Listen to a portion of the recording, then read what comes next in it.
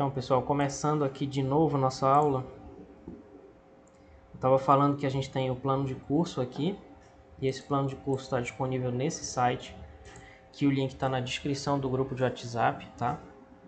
Nesse site tem a ementa e tem o plano de curso. Tá aqui o plano de curso, tá? Eu gostaria de pedir gentilmente que vocês lessem isso aqui, tá? Porque deu tanto trabalho fazer, se você não ler eu vou chorar, tá? Eu vou ficar muito triste.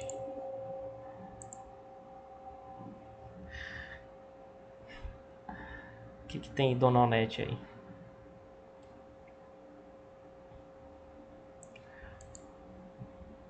Ah, já que tu pediu por favor, então eu não vou chorar. Bom, então tá aqui o nosso plano de curso, que tem tudo aqui, tá? Tá dizendo aqui onde é a ementa, o horário da aula, duração do curso, como eu vou me comunicar com vocês, tá aqui o canal do YouTube, certo? É esse canal aqui que tem meu lindo rosto aqui, tá? Nesse canal aqui que vão ficar as aulas. Olha, tenho 102 inscritos, acho que eu vou fazer um sorteio aí. Tô pensando ainda no que eu vou sortear. Tá aqui o site, tá? Meu e-mail, esse aqui para mandar os trabalhos, no caso as provas, esse e-mail aqui, tá? Aqui tem os objetivos da disciplina, tá bom? E logo em seguida o conteúdo. Esse conteúdo eu dividi em 3 partes, e aí cada uma dessas 3 partes vai ser uma avaliação. 50 Gmail. Jesus. Haja paciência para fazer tanto e-mail. Tá. A parte 1 aqui do conteúdo, que eu chamei de álgebra vetorial, nós vamos estar utilizando esse livro aqui, né? Se vocês olharem aqui para a câmera, eu estou mostrando aqui o livro, que deve estar com uma qualidade bem merda, porque está escuro aqui, mas dá para ver mais ou menos a capa, né? Esse livro aqui, que é o livro do professor Paulo Winterli, Vetores e Geometria Analítica, tá? Esse livro, na verdade, é um livro de geometria analítica, que é uma outra disciplina que nós não vamos estudar. Porém, essa parte inicial do livro aqui, os 4 primeiros capítulos aqui, nós vamos estudar aqui nessa primeira parte da disciplina, tá? Vocês já têm acesso ao livro? Vocês conseguiram ter acesso ao livro? Alguém não conseguiu? Alguém tentou pegar o livro e não conseguiu? Sim, que eu enviei. Esse aqui que eu mostrei. Esse aqui. Esse vai ser o primeiro que a gente vai usar.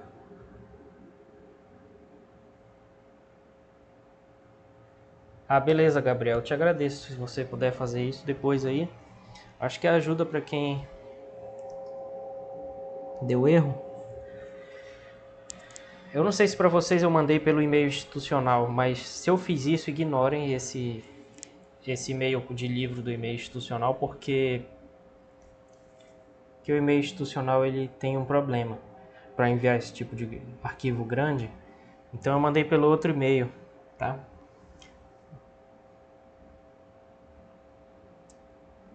Mas eu acho que se colocar no grupo lá do WhatsApp facilita. O problema é que se for mais de 100 MB, o WhatsApp não deixa mandar. Esse é o único problema, tá? Pois é, geralmente...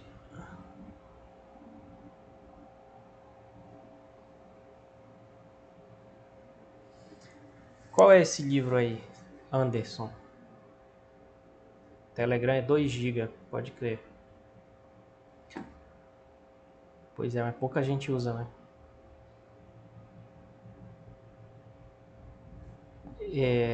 É esse livro aqui, Anderson? Deixa eu só ver aqui. Não posso ficar mostrando isso. Mas é esse livro aqui. Peraí.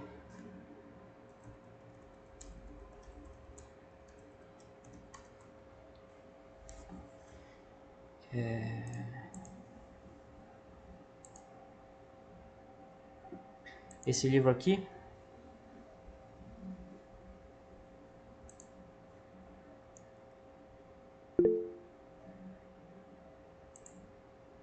Não, aquele azul.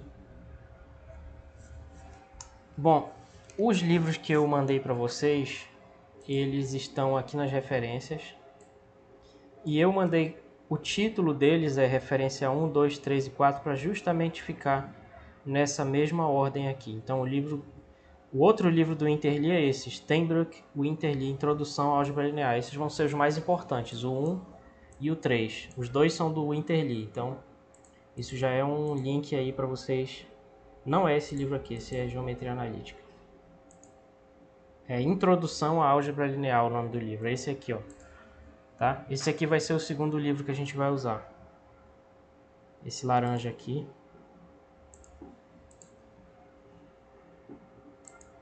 Tá? Esse aqui, esse livro. Que alguém levantou a mão, diga lá.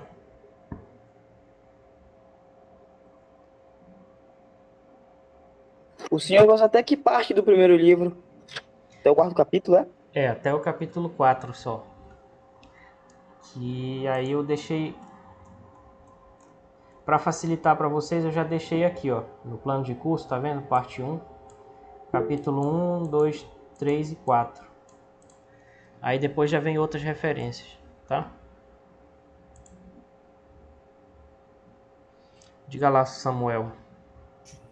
Esses livros aí todos estão disponíveis na biblioteca ou é online que a gente tem que ver? Eu não sei não. Olha, eu não chequei para ver se tem todos na biblioteca. Mas eu mandei para vocês os PDFs aí. Ah, tá certo, então é esse que você mandou. Tá Eu certo. mandei os 4 já. Eu fiquei Tá. um tempão pesquisando justamente qual iam ser os mais... Enfim, os mais adequados aqui e que também tivesse um PDF legível para vocês, né? Então já pensei nisso. Beleza? Então é isso. Na nossa primeira avaliação, vai ser esse livro que eu já mostrei várias vezes aqui, do Geometria Analítica, do Paulo Interli. A gente não vai estudar geometria analítica. O que acontece é que uma parte desse livro é vetores. E a gente vai estudar vetores. Vai ser nossa primeira avaliação. Beleza? Não vai ser tudo porque não precisa de tudo isso. Tá bom? Então tá. Beleza. Quando vocês quiserem falar, não precisa levantar a mão. É só falar. Aí eu já respondo. É Tá que eu tenho bom? medo de interromper o senhor no meio da explicação aí, ficar situação ruim. Não, não se preocupa. Pode me interromper. Não tem problema. Tá ok, então. Aí vai esperar eu estar falando só pra... É, eu vou dar um grito no meio da explicação. Pai d'égua. Não, eu sei que vocês, enfim.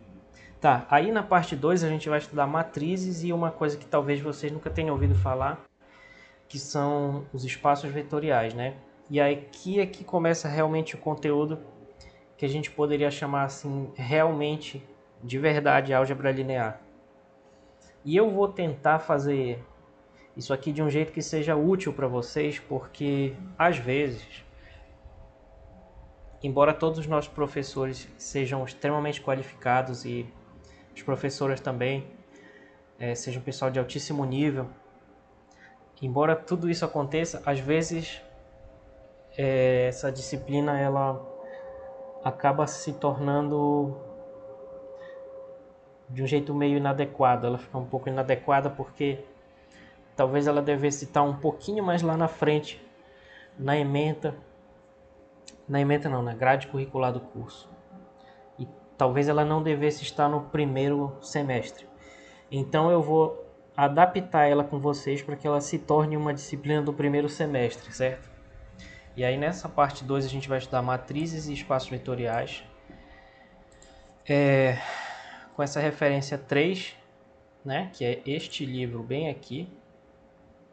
Me permitam só... Este livro aqui vai ser nossa referência 3, tá?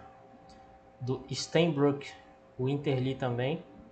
Introdução à álgebra linear. Nós não vamos estudar esse livro todo também, que vai ser impossível, né?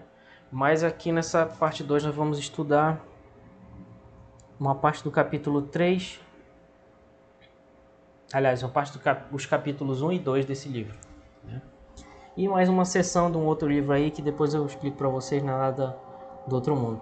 E finalmente a gente vai estudar transformações lineares e operadores lineares e uma coisa muito interessante que se chama diagonalização de operadores, que é uma coisa, é um tema, um assunto, né, um conteúdo importante lá em mecânica quântica. Interessante isso.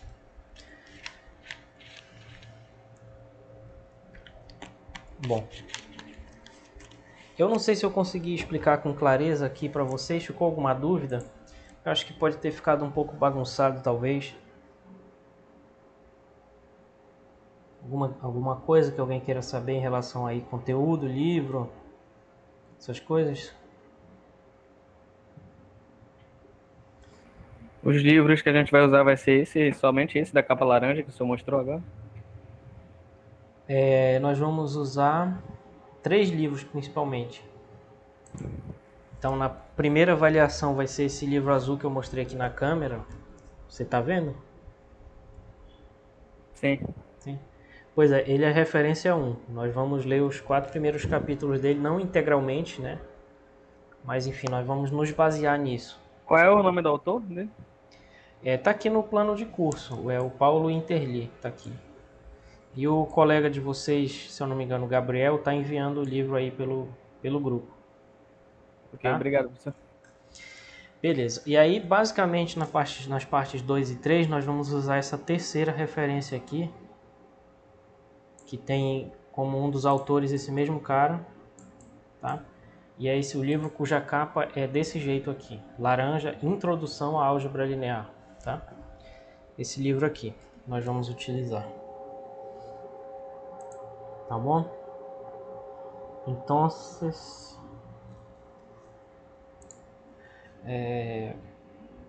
uma dica aqui para vocês, deixa eu vender meu peixe. No início do ano eu dei uma matéria de cálculo 1, né? Então, se vocês tiverem interesse em ver aqui, eu tenho 35 aulas aqui de cálculo 1, tá? Que eu ministrei para a turma anterior, a de 2021, a turma de 2020, melhor dizendo, né?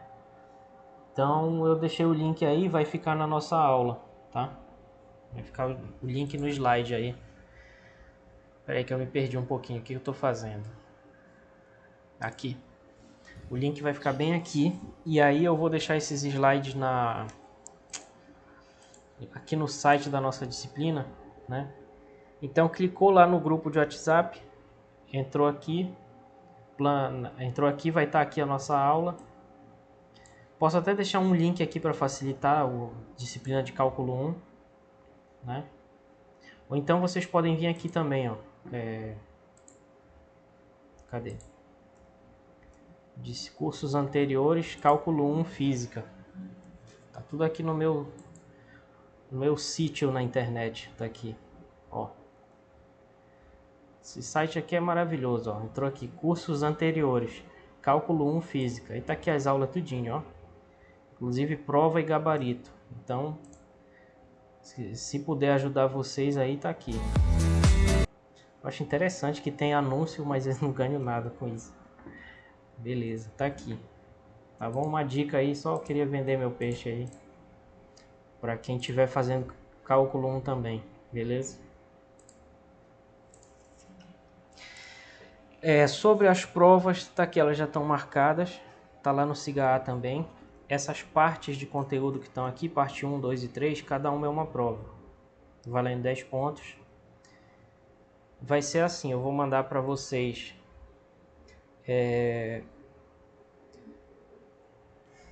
vou deixar aqui no site a prova, vou deixar um link aqui para vocês, tá? Com a prova bem aqui no início, logo de vermelho de preferência, escrito prova 1, tá? Vou avisar vocês pelo WhatsApp, aí vocês entram lá, baixam. Posso mandar pelo grupo de WhatsApp também, para facilitar, tá bom? E aí vocês vão ter 12 horas para resolver, e tirar foto e me mandar, tá? mas tem que mandar em formato PDF, que é o padrão de comunicação, né? De enviar documentos e tal. E aí tem várias formas de fazer isso. Tem aplicativo no celular que já vai tirando a foto e já vai transformando em PDF, tá? E a frequência, o senhor vai no final da aula anotar? Eu não ouvi essa parte ainda. Não tem Desculpa. frequência por causa do período emergencial aí, o FPA recomendou não fazer, segundo o documento que eu li. Então, como eu não sou professor há 30 anos, eu vou seguir todos os documentos, tá? Porque eu não quero problema com ninguém, certo? Então E, meio que todos vão ter a frequência 100%? Ou não? Tô errado. olha, eu não botei frequência em ninguém, eu só botei o conceito. Ah, entendi. Então o que vai Uhum. avaliar mesmo é os trabalhos e a prova, no caso. É, as 3 provas. No caso, se fosse presencial, teria a questão de reprovar por baixa frequência, né? Se a É, gente porque tivesse mais no... cedo teve aula de química e ele vai pedir a frequência como forma avaliativa. Pois é, eu decidi não fazer isso porque, mesmo sabendo que tem muita gente que não vai assistir porque não quer, né? Eu sei também que pode ser que tenha algumas pessoas que não têm condições de assistir. Então acho que seria injusto com essas pessoas que eu não sei quem são nem quantas são e não vou ficar perguntando para não... pode ser constrangedor, porque eu era essa pessoa até um dia desse, certo? Não tinha É internet em porque casa. a gente ouvia muito uns falando que a frequência era obrigatória e outros falando que não era, que não pode ser Uhum. obrigatória. E hoje o professor de química falou que era totalmente obrigatório a frequência. Eu tenho um conselho meio triste para vocês, que é tem que fazer o que cada professor disser, porque não estou falando isso só porque eu sou professor, mas porque tem muita gente que não adianta tentar argumentar. Então, se der para passar, aproveitem e passem na matéria aí. Do fulano, do cicrano, de quem for. É, o professor de mais cedo eu não tô com vontade de sair na discussão com ele, não. Eu já Ele tem uma cara meio discuti, assustadora. já discuti com um professor uma vez. Foi uma experiência enriquecedora, eu diria. Ok. Vai, né? Que é ele que recebe no final do mês, não é tu? Ai, ai. Gente boa, gente boa. Vamos lá. Beleza, pessoal. Mas tô tem que dizer outra coisa para vocês também. Vocês estão estudando para ser professores e professoras, então olha só que contraditório que é a nossa vida. Olha só. Primeira coisa, então, vamos tentar dizer o que é álgebra linear, de preferência antes de 8 da noite, né? Ainda temos 1 hora ainda. O que é álgebra linear? Primeiro, a gente precisa fazer uma distinção entre 3 coisas, né? É óbvio que a matemática não se resume a essas 3 coisas que eu escrevi aí, mas elas são muito importantes, né? A álgebra, na verdade, o termo técnico aí no lugar de cálculo seria análise matemática, né? Mas vamos chamar de cálculo, que é o que vocês vão se acostumar, e geometria, né? Essas seriam assim 3 grandes áreas da matemática onde as outras coisas vão se encaixando, né? E uma maneira simples de tentar entender o que são essas 3 áreas é o seguinte: a álgebra seria a área que estuda operações e conjuntos. E aí milhões de coisas são construídas em cima disso. Se a gente tem um conjunto com uma operação, isso vai ser uma coisa, né? Se tem esse mesmo conjunto com uma outra operação, vai ser outra coisa. Aí quando tem vários conjuntos e várias operações, ele vai se construindo milhões de coisas em cima disso, certo? Porque essas operações vão ter propriedades. E vocês devem ter percebido só nesses 2 minutos que eu estou falando que a álgebra ela é mais abstrata, né?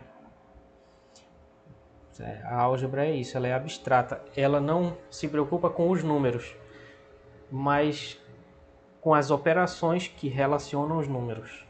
Então ela está ligada mais a relações, né, maneiras de relacionar coisas, do que com as próprias coisas, certo? E enquanto que o cálculo estuda funções e como as funções variam. Então vocês vão estudar no cálculo função do primeiro grau, função do segundo grau exponencial, mas vocês vão estudar como essas funções crescem ou decrescem, como essas funções podem assumir um valor máximo ou um valor mínimo, né? Como é que calcula uma área determinada pela curva de uma função. Isso tudo vocês vão estudar em cálculo, que são os assuntos de derivada, integral, limite, etc., né? Então essa seria uma grande área da matemática. E uma outra grande área da matemática seria a geometria, que estuda formas e medidas dessas formas. Então desde criança você deve ter ouvido falar de triângulo, círculo e quadrado, né? São as primeiras coisas que a gente escuta falar. Mas a geometria é mais do que isso, ela estuda também curvas, superfícies e coisas mais gerais que isso também, né? Que eu estou chamando aqui intuitivamente de formas, né? Então vejo que tem grosso modo 3 grandes áreas principais, vamos dizer assim, para os nossos interesses desse momento introdutório da matemática, né? Que é a álgebra, o cálculo e a geometria. Então a geometria estuda formas, o cálculo estuda funções e a álgebra estuda operações e conjuntos, basicamente. Então veja que a álgebra ela é, num certo sentido, mais abstrata. Porque a forma é uma coisa que a gente pode reconhecer na natureza, né? Na natureza não existe nenhum círculo, porque o círculo é um objeto matemático, é um objeto, como dizem os filósofos, é um objeto formal, né? É um objeto abstrato. Só existe enquanto ideia. Mesmo assim, só existindo enquanto ideia, eu sei que a tampa da minha garrafa tem um formato circular que lembra o círculo. Então eu reconheço as formas da geometria que são abstratas na natureza. O cálculo já é um pouco mais abstrato, mas mesmo assim ele está muito diretamente relacionado com muitas coisas. Taxas, funções que representam grandezas físicas, químicas, etc., né? Só que a álgebra ela é um pouquinho mais abstrata porque ela estuda somente 100% coisas abstratas, formais, né, que só existem enquanto ideias. Então ela estuda operações. O que é uma operação? Como é que eu reconheço uma operação na natureza? Não existe, né? O que é um conjunto? Como é que eu reconheço um conjunto na natureza? Impossível. Então a primeira coisa que vocês... Opa! Gaguejei aqui, desculpa. A primeira coisa, então, que a gente precisa é diferenciar essas 3 coisas, certo? Deu para entender mais ou menos isso aí, pessoal? Porque eu tenho medo de falar muito superficialmente, mas ao mesmo tempo tenho medo de querer me aprofundar mais do que devo e falar besteira. Deu para entender?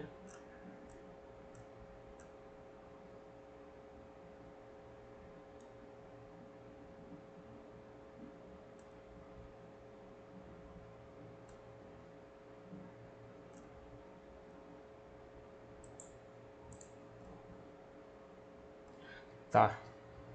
Só ver se tinha alguma questão. Só repetindo, se vocês quiserem, vocês podem sempre me interromper aí para falar alguma coisa, né?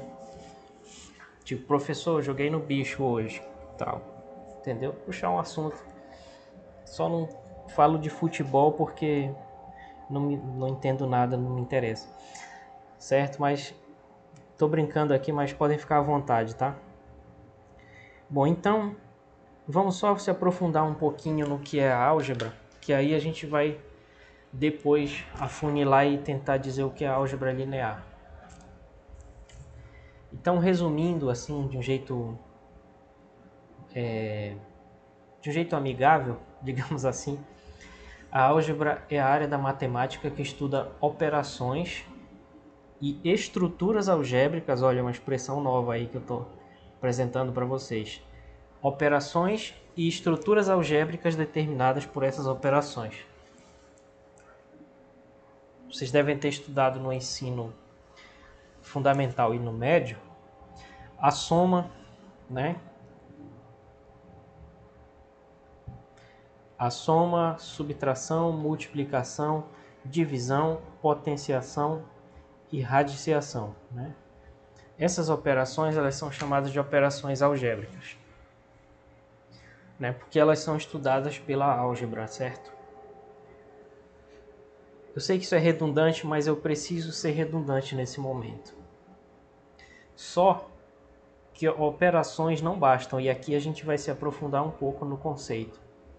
A álgebra não se preocupa só com a operação, mas também em como definir de maneira correta essas operações. Essa que é a diferença entre o senso comum, digamos assim, e o conhecimento matemático. É a definição precisa das coisas e correta.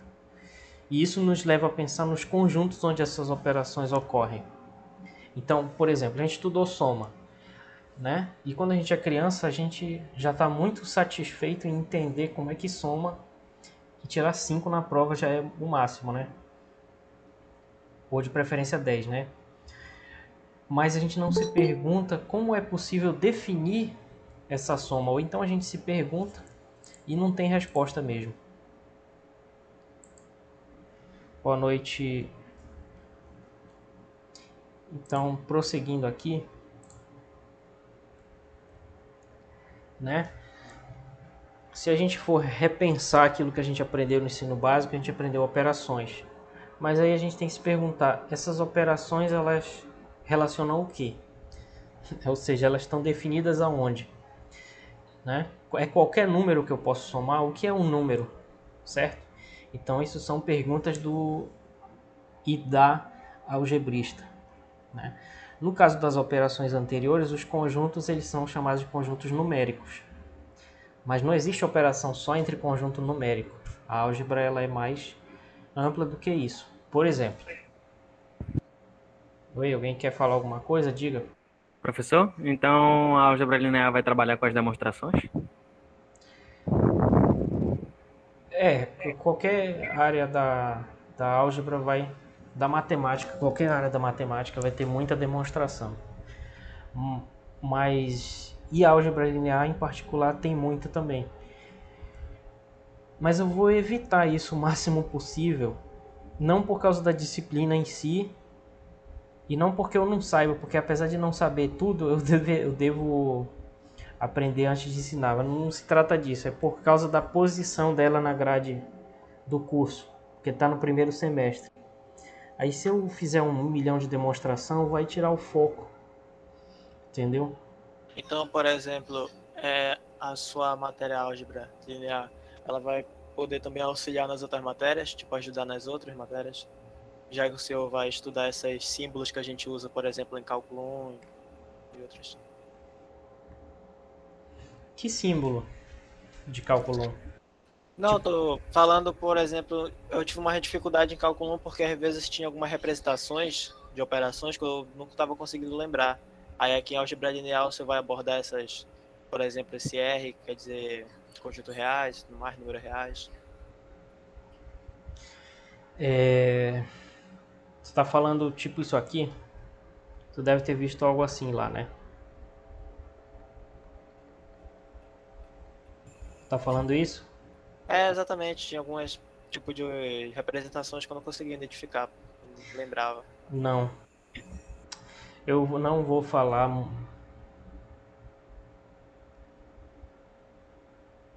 Vou falar um pouco, mas não muito, sobre, sobre isso, porque isso na verdade é um conceito. Tô pensando aqui, na verdade. Fiquei confuso agora que tu falou. Eu também fiquei meio confuso, pode continuar aí, depois eu termino isso. Deixa eu só esticar minha costa aqui. Ai, que beleza. Tá. Travei a mente do professor. É que às vezes a gente vai no embalo e quando para parece que dormiu, né? Não, mas assim, é que o que eu ia te dizer é que nessas minhas aulas de cálculo aqui, eu já tenho uns vídeos sobre isso.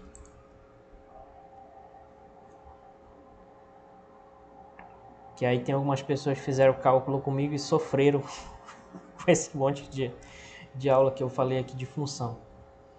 Eu acho que aqui na aula 2 já tem alguma coisa. Deixa eu só deixar no mudo que eu não quero me ouvir, que isso é estranho. Eu falei de conjuntos aqui, ó. Aula 2 aqui, eu falei de conjuntos, interseção. Não precisa de tudo isso, mas vai depender do teu professor ou professora, né? Também. O objetivo do cálculo não é esse, mas de repente, dependendo do teu professor ou professora, pode ser que isso aqui atrapalhe. Então, dei uma aula aqui de conjuntos. Nesse tempo eu não escrevia o conteúdo ainda, então não faço ideia do que tem na aula.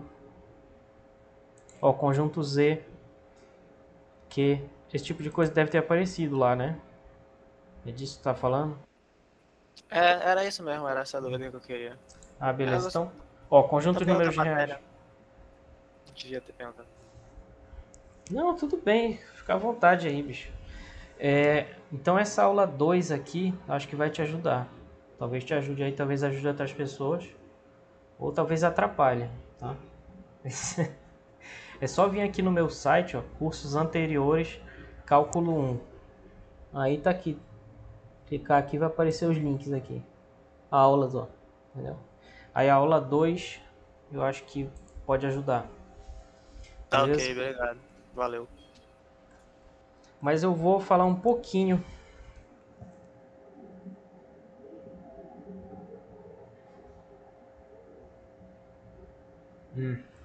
Tá. Certo.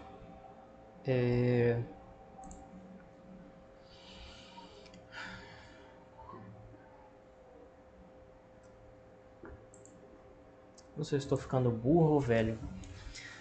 Tá, então continuando aqui. Então, o mais importante conjunto dos números que a gente tem é o conjunto dos números reais, né? Como eu disse aí para o nosso colega, vocês devem ter ouvido, eu já tenho uma aula aí sobre esse assunto,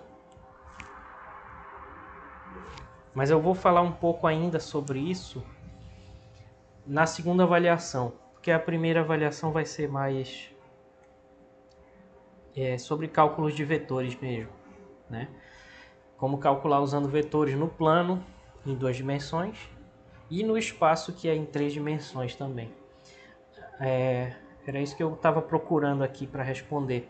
Então, na segunda avaliação, quando a gente falar de espaços vetoriais, aí eu vou poder falar um pouco mais sobre esse conjunto. Mas esse conjunto basicamente é o melhor modelo que a gente tem para medir grandezas. O que acontece é que os racionais, eles são os números, são conjuntos de números que é incompleto. Isso é um nome técnico, na verdade. Ele é incompleto, porque ele tem buracos, ele não consegue preencher toda uma reta. Mas o conjunto dos números reais é completo, né? Em relação a um certo conceito lá de que não vem ao caso agora, né? Então, basicamente, o conjunto dos números reais é uma representação numérica do que é uma reta, certo? Onde a gente marca um zero, marca um lado positivo e um lado negativo. Então é basicamente isso. E em cima disso a gente constrói uma soma e uma multiplicação.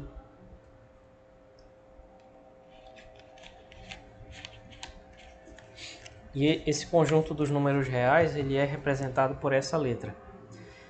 Deixa eu só comentar uma coisa com vocês, pessoal. Olha só, não fiquem se sentindo mal se às vezes vocês não entenderem essas coisas. E nem fiquem pensando em desistir também, porque 100% dos seres humanos que começam a estudar esse tipo de coisa sentem dificuldade. Esse conjunto dos números reais, para entender realmente o que ele é, de fato, tem que estudar uma disciplina que fica lá no final do curso de matemática, né? Que eu fiz só de enxerido, porque eu era meio metido, né? Quando eu fazia graduação. Não fiquem preocupados se vocês não entenderem, isso é completamente normal. O que vocês precisam é pensar de um jeito assim muito pragmático. o que eu preciso aprender para continuar estudando isso aqui e passar nessa matéria, certo? Para aprender o básico. O que eu preciso para aprender o básico? Se você conseguir aprender o básico, aí tenta complementar com alguma coisa. Mas primeiro vem o básico, certo? Não fiquem achando que vocês têm que compreender a profundidade da realidade antes de estudar cada assunto. Porque isso é como diz aquele ditado, né? O ótimo é inimigo do bom. Então procurem o bom primeiro, depois buscar o ótimo. Então o que seria o bom aqui? O bom é entender que o conjunto de números reais ele representa uma reta. Isso é o bom. O ótimo aí já demora mais alguns anos. Mas quem puder ver lá minha aula, talvez ajude. Voltando aqui para o nosso assunto, a gente está discutindo álgebra, né? E como eu disse, a álgebra ela não precisa, ela não tem só conjuntos, ela tem os conjuntos e operações nesses conjuntos. Então, a gente tem os números reais, né? Mas além disso, a gente precisa ter duas operações nele, que são a soma e a multiplicação, que a gente estuda por tantos anos na escola isso, né? Como é que soma, como é que multiplica, divide. E quando a gente tem esse conjunto com a soma e a multiplicação, que sejam associativo, comutativo, tem um elemento neutro, um elemento oposto e a distributividade, que juntando tudo dá 9 propriedades. Quando a gente tem os números reais e essas 9 propriedades, a gente tem uma estrutura algébrica, tá? Estou falando uma expressão nova aqui. Estrutura algébrica. Então, quando a gente junta o conjunto dos números reais, que pode ser representado assim também, um R com uma barra do lado, uma soma e uma multiplicação que tenham essas 9 propriedades que eu falei, a gente chama isso de corpo.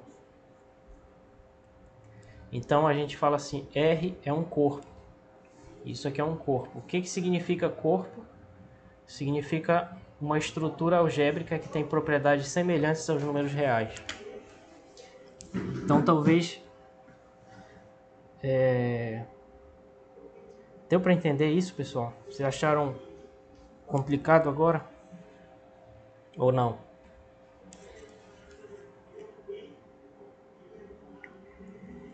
Ou vocês foram ver novela?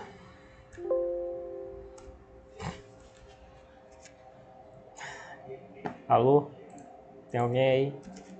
Opa. Tamo aqui. Tá de boa por enquanto. Beleza.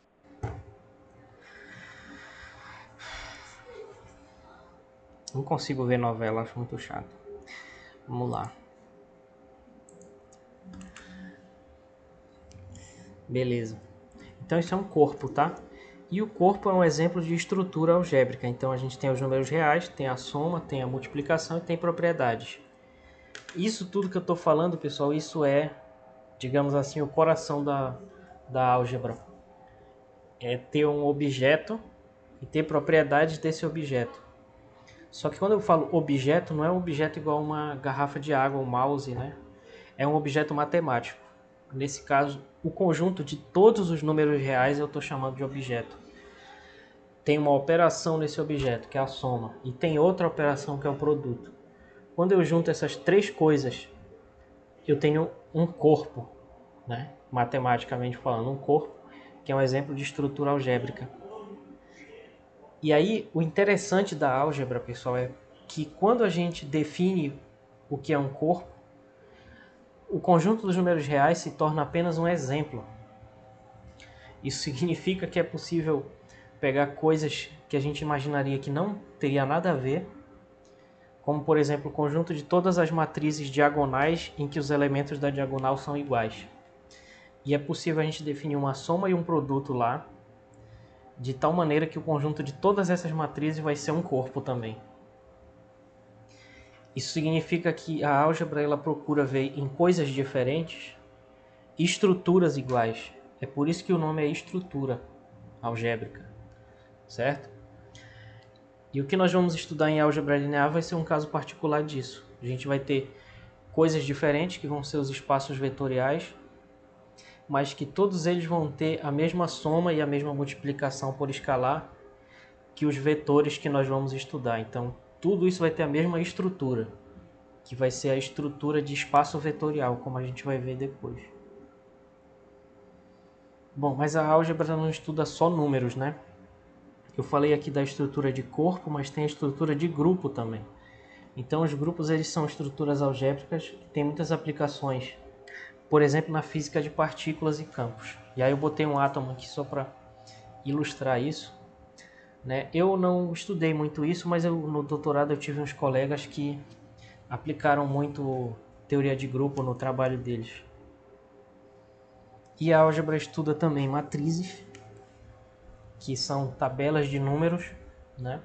E essas tabelas elas têm importantes aplicações na computação gráfica, por exemplo, que eu vou comentar um pouquinho, na mecânica quântica também, né, que vocês já devem ter ouvido falar, porque devido ao advento da computação quântica, a mecânica quântica virou uma espécie de tema mais ou menos comum para quem se interessa pelo menos por divulgação científica.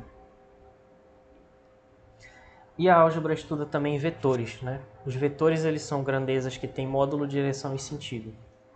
Então, por exemplo, aí do lado esquerdo do slide, vocês podem ver uma coisa que talvez vocês tenham entrado em contato no ensino médio, né? Que é o problema de blocos deslizando sobre uma superfície, né? E aí a gente tem que fazer o estudo das forças que atuam nesses blocos, e essas forças são vetores, né? Aí do lado direito tem um exemplo das forças de maré, por exemplo, né? Eu acho que é isso. Eu acho que são forças de maré, tá? E eu botei só um asterisco aí nesse slide só para dizer o seguinte: esse conceito de vetor, como grandeza que tem módulo, direção e sentido, vai ser o nosso conceito inicial da nossa primeira avaliação. Depois a gente vai repensar um pouco nele, mas só que, como tudo que a gente aprende, primeiro a gente tem que aprender de um jeito, se acostumar com aquele jeito para depois repensar nele, né? É assim com tudo na vida. Que nem quando a gente aprende a falar, né? Ninguém briga com uma criança de 2 anos porque ela não está falando praticamente, por exemplo, essa palavra, né, praticamente da maneira correta. Primeiro aprende a falar igual Cebolinha, depois a gente vai melhorando. Então, talvez seja uma comparação meio idiota essa que eu fiz, mas é mais ou menos isso. A gente vai estudar vetores como sendo coisas que têm módulo, direção e sentido. Depois a gente vai aprimorar esse conceito. E aí vamos fazer uma pausa aqui nesse processo de apresentação dessa matéria para pensar o seguinte, que eu falei muitas palavras novas talvez para vocês, né? E nós não vamos estudar isso tudo que eu falei. Desculpa. Né? Aqui não vai, o que vai nos interessar principalmente aqui vão ser matrizes e vetores.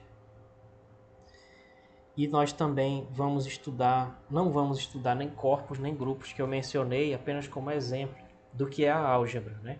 A gente vai afunilar agora para dizer o que é álgebra linear. Por quê? Porque as matrizes e os vetores eles estão ligados a algo muito simples e fundamental, que é o objetivo da nossa disciplina. E o que é essa disciplina? Bom, a álgebra linear, basicamente, essa foi a melhor simplificação que eu consegui pensar para explicar para vocês, tá? Boa noite, Carlos. Bom, então essa foi a melhor simplificação que eu pensei, que é o seguinte: dizer que a álgebra linear é a disciplina que estuda os vetores e, naquele conceito que eu falei, grandezas que têm módulo, direção e sentido, ela estuda esses vetores, mas ela amplia esse conceito para situações mais gerais. Basicamente é isso. E todo o resto da álgebra linear vem disso, desse conceito mais geral, que é o que nós vamos ver depois, que são os espaços vetoriais. Tá? Essa ampliação é uma generalização, que é uma coisa comum na matemática. E essas generalizações nos permitem ver coisas muito mais complicadas do que vetores e matrizes, como se fossem vetores e matrizes. Por exemplo, funções. Funções elas podem ser vistas como vetores sob certo ponto de vista da álgebra linear, como talvez eu mencione mais na frente. E elas são mais complicadas. Uma função é muito mais complicada do que uma matriz, mas ela pode ser vista como um vetor também. Uma mensagem.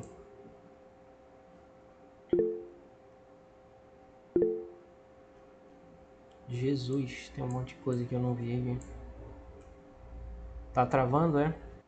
Não, é que às vezes engargou aí, acho que ficou travando um pouquinho. Mas já parou de travar. É, parou. Só que às vezes trava e dá tipo uns 2 segundos e volta. Isso é uma merda, né? É, não, mas deu pra entender tudinho, certo? Tá. Principalmente quando Pelo a gente menos tá... pra mim deu. É. Tipo quando a gente tá tentando ver uma série naqueles aplicativos pirata, né? E fica travando, eu fico mordido. Eu tava Exatamente. fazendo isso ontem. É o torrent. Como eu sei usar o torrent, eu fui.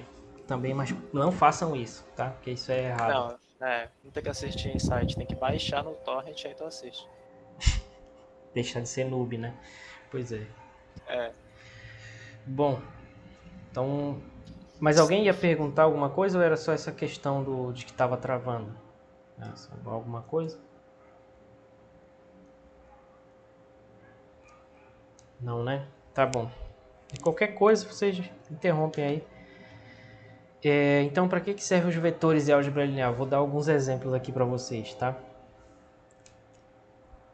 Mas antes, não sei se eu estou sendo muito chato com vocês aqui, mas eu queria convidar vocês a pensar sobre uma coisa primeiro, antes de buscar essa resposta de para que serve, né? Porque eu vi um professor uma vez falando sobre isso e eu fiquei pensando. Quando a gente pergunta para que serve, a gente está implicitamente dizendo que esse conhecimento tem que estar a serviço de alguma coisa, tem que servir, né? No sentido de estar servindo alguém, como, por exemplo, eu chegar e servir uma comida para alguém, né? Então a gente está implicitamente achando que todo conhecimento tem que estar a serviço de alguma coisa, ou seja, ele não tem uma importância em si, mas só tem uma importância porque serve para alguma coisa. E eu queria convidar vocês a pensar sobre isso. O conhecimento tem um valor em si mesmo, na minha opinião, tá? Porque assim como a física, a medicina, a história, a filosofia, a arte, as religiões, todas as formas de conhecimento do ser humano, elas têm importância por si, não necessariamente porque tem uma aplicação, certo? Vamos pensar nisso um pouquinho, que às vezes, não sei vocês, mas muita gente tem essa ideia na cabeça, né? De, por exemplo, para que eu vou estudar uma coisa que não serve para nada? Mas aí a gente tem que pensar também, será mesmo que servir para alguma coisa tem a ver com a relevância daquele conhecimento? Será que um conhecimento que responde uma grande pergunta não tem um seu valor por ter respondido uma grande pergunta? Né? Será que precisa servir para construir prédio para poder ter valor? Porque não tenham dúvida que a álgebra linear serve para construir prédio. Tem um professor aposentado aí da UFPA, o Bassalo, né, que ele comentou que teve que resolver um sistema de equações lineares, usando álgebra linear, obviamente, de 13 equações com 13 incógnitas, né, como parte do cálculo estrutural aí do ginásio da Tuna, né, que ele participou da construção do ginásio da Tuna, ele foi o engenheiro responsável. E isso envolvia um cálculo da solução de um sistema linear de 13 equações com 13 incógnitas. E isso é feito geralmente usando um método chamado escalonamento, né, que a gente estuda em álgebra linear, e que os fundamentos são espaços vetoriais, vetores, etc. Então serve, não tenham dúvida que a álgebra linear serve. Mas a gente tem que pensar também o seguinte: a ciência que a gente estuda faz parte da nossa cultura, E eu estou me incluindo no mesmo grupo que vocês, que todos nós fazemos parte do mesmo grupo, que são as pessoas que estudam ciência. Vocês acabaram o ensino médio e vocês entraram agora numa parcela menor da população, que é a parcela que tem o privilégio de estudar mais ciência do que os outros. Então, como nós temos esse privilégio, eu e vocês, como nós temos esse privilégio, a gente tem a responsabilidade de pensar sobre esse privilégio, né? O que a gente vai fazer com esse conhecimento? A gente vai continuar achando que o conhecimento tem que estar a serviço? Não sei. O que vocês acham? Vamos pensar nisso um pouquinho. Né? O tempo todo a gente tem que ficar, para que serve isso, para que serve aquilo? Será que isso é bom? Numa sociedade que está o tempo todo pensando para que serve o conhecimento, o que vai acontecer com aqueles conhecimentos que essa sociedade julgar que não servem? Né? Eles vão ser... Vai acontecer o que com eles? E em muitas sociedades acontece deles serem colocados de lado e até que um dia eles são proibidos, né? Isso é comum em ciências humanas, por exemplo, de ter livro proibido. Vocês encontram um exemplo disso na história, né? Na Idade Média também, pouco tempo atrás, também tem exemplo disso. Uns 60 anos atrás. E também 1 ou 2 anos atrás também tem acontecido esse tipo de coisa. Então vamos pensar nisso, né? Mas enfim, pode ser que vocês estejam pensando que eu sou muito chato, que eu tô falando merda. Então eu vou continuar aqui e mudar de assunto. Uma aplicação da álgebra linear do estudo de vetores é na descrição do movimento na mecânica clássica. A mecânica clássica é o que vocês vão estudar em Física 1, Física 2 e Física 3. Isso é a mecânica clássica. Então a descrição do movimento na mecânica clássica se dá através dos vetores, porque a posição no espaço é um vetor. A variação dessa posição é a velocidade, isso também é um vetor. A variação da velocidade é uma aceleração, que também é um vetor.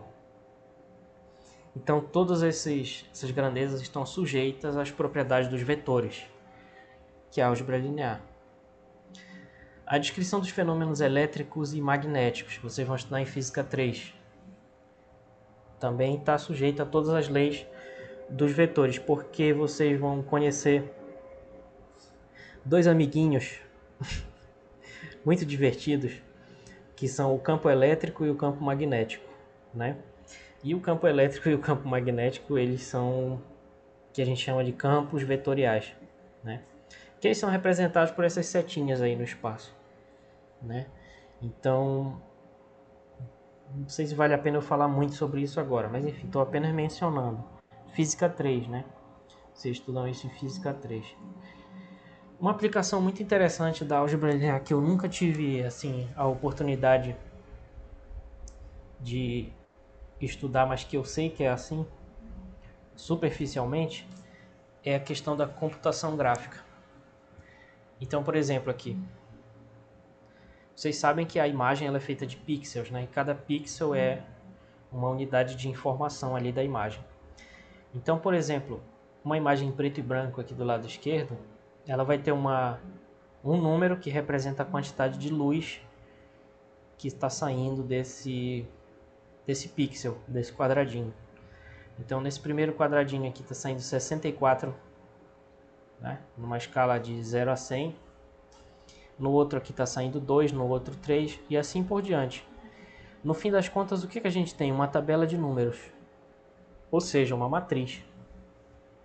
Então, uma imagem em preto e branco nada mais é do que uma matriz que diz qual é a intensidade da luz que sai em cada pixel, né? E isso é álgebra linear. Por quê? Porque para rotacionar a imagem, por exemplo, a gente vai aplicar uma rotação, que é uma transformação linear. Então a gente vai aplicar uma transformação linear numa matriz. Isso é álgebra linear pura. E isso vai fazer a imagem girar, de qualquer ângulo que seja. Tá? Então isso é uma aplicação. Outra aplicação aqui em computação gráfica, por exemplo, pega uma imagem RGB. Né? Vocês sabem que RGB vem de red, que é vermelho, green, que é verde, e B de blue, que é azul, né? Então vocês devem saber que uma imagem colorida ela pode ser representada como uma componente vermelha, uma verde e uma azul. Então aqui vai ter para uma imagem colorida 3 matrizes semelhantes a essa aqui. Só que agora esses números vão dizer o quanto tem de vermelho, o quanto tem de verde e o quanto tem de azul. Então essa informação da imagem fica armazenada na forma de 3 matrizes, que diz o quanto tem de azul, verde e vermelho em cada pixel, né? Interessante demais isso, né? Eu achei muito legal conhecer isso. Outra coisa que tem também é a compressão de imagens. Aqui tem uma imagem do nosso cientista preferido aí dos físicos, né? Que é o Albertinho. Aí tem uma foto do Albertinho aqui sendo comprimida. Então o que ele faz? Ele pega uma região, um cubinho pequeno aqui, não fiz besteira. Cada cubinho aqui vai ser parecido com esse aqui do lado esquerdo, né, que eu estou circulando. E aí ele vai tirar uma média desses valores e vai substituir todos eles por um pixel gigante com essa média. E aí quando fizer isso, que tem 1000 formas de fazer isso, a gente vai ter uma compressão da imagem, né, que vai dar esse resultado aqui do lado direito do Albertinho aqui. Então isso são aplicações da álgebra linear na computação gráfica, né? Outra aplicação é para resolver sistemas de equações lineares, né? Tem dois métodos para resolver esse tipo de sistema, né? Que são 3 equações, 3 incógnitas no caso desse exemplo aí, mas poderia ser qualquer número de incógnitas com qualquer número de equações. Né? Tem 2 métodos, que é o escalonamento e a regra de Cramer, né? E os dois dão o mesmo resultado. E os dois são álgebra linear, né? Então é mais um exemplo. Outro exemplo que talvez interesse mais para vocês é da mecânica quântica. Na verdade, existem maneiras diferentes, equivalentes de formular a mecânica quântica. Então, a mecânica quântica é a teoria que estuda as partículas elementares, os átomos e as moléculas.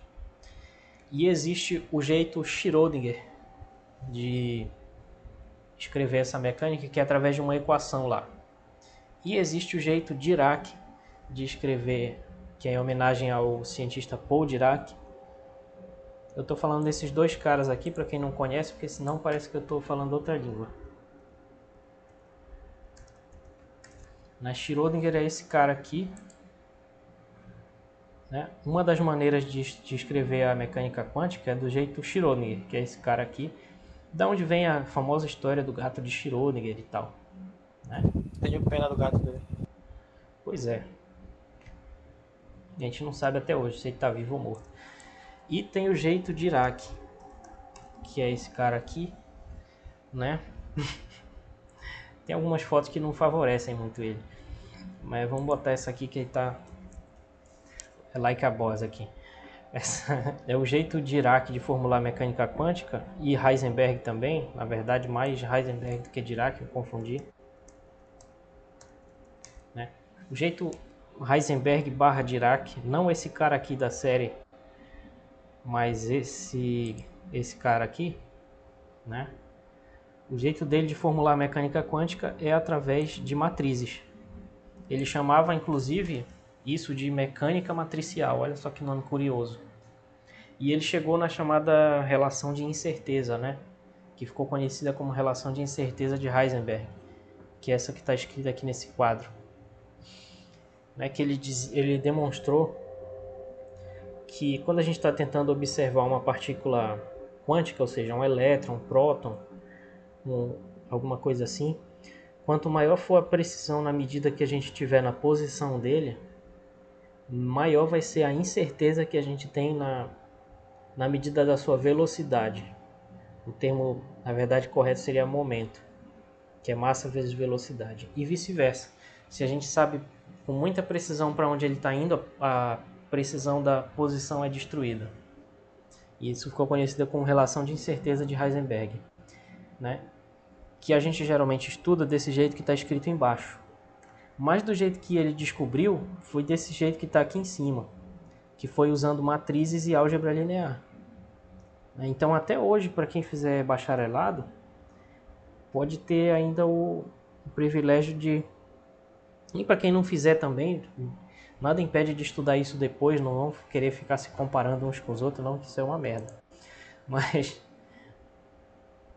enfim, o Heisenberg chegou nessa forma que está aqui em cima, usando álgebra linear. E até hoje nos livros de mecânica quântica é possível encontrar essa demonstração aí, usando propriedades da álgebra linear, né? Então isso é mais uma aplicação. E aí, pessoal, eu acho que já falei muita besteira hoje, já chega, certo? Então a gente continua na quinta, né? Porque aí, se eu fosse começar agora, eu acho que eu vou começar a falar 15 minutos no finzinho da aula, não vai ser legal. Mas vamos então iniciar o capítulo 1 da referência 1 na próxima aula, né? Onde nós vamos fazer uma visão geométrica aqui dos vetores, né?